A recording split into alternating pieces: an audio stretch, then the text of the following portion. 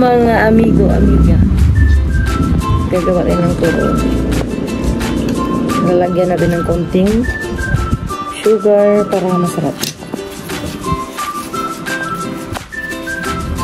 Tapos, ito na rin yung ating hapunan. Kinamay ko na, naghugas ako. Kahapon. Ay, joke.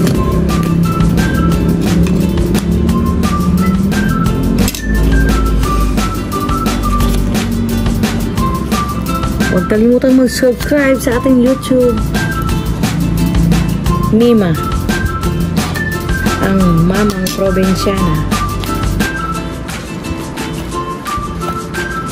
Yung turon kasi madaling lutuin.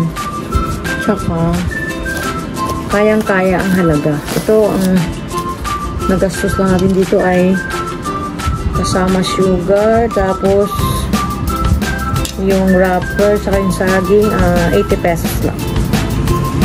So, busog ka na. Mga amiga-amigo, di ba?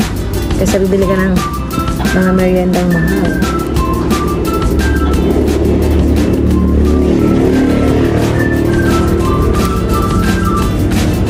Kaya magluto na kayo ng turon.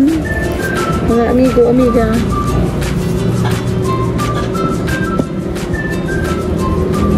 Bye!